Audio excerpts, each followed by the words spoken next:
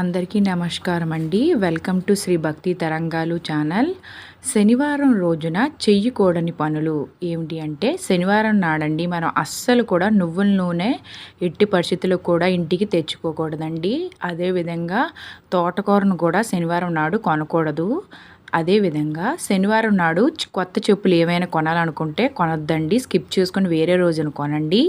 అదేవిధంగా ఉప్పును కూడా ఇంటికి తెచ్చుకోకూడదు, బొగ్గులు కూడా తెచ్చుకోకూడదండి. అదేవిధంగా నల్ల మినపప్పు కూడా మనం అప్పుడప్పుడు తెచ్చుకుంటూ ఉంటాము, తొక్క తీసిన పప్పు అని అంటారు కదా, సో అది కూడా మనం కొనకూడదు.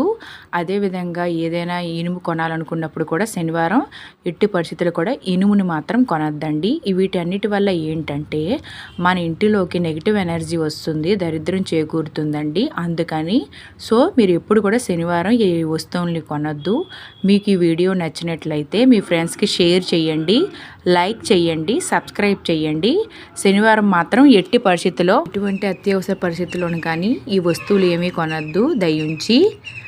అదేవిధంగా అందరూ కూడా క్షేమంగా ఉన్నారని ఆశిస్తున్నాను. ఆ శ్రీ వెంకటేశ్వర స్వామి ఆశీర్వాదంతో మంచి పనులు చేస్తూ అందరూ బాగుండాలండి. అందరూ బాగుండాలి, అందులో మనం కూడా ఉండాలని ఎప్పుడూ మనం కోరుకుందాం. అందుకని ఇలాంటి చిన్న చిన్న పరిహారాలను పాటించినట్లయితే సో ఏదైనా మనకి ఎమర్జెన్సీగా ఉందంటే మనం ముందే ఆలోచించి ముందే ఆ వస్తువుని తీసుకోవడం మంచిది. శుక్రవారం పూట తెల్లవారి ఎప్పుడైనా, అంతేవిధంగా శనివారం మాత్రం ఈ వస్తువులు మాత్రం ఎట్టి పరిస్థితుల్లో కూడా కొనొద్దండి. కొనడం వల్ల నేను చెప్పినట్టు నెగిటివ్ ఎనర్జీ అనేది వస్తుంది, దానివల్ల కష్టాలు చేకూరుతాయి.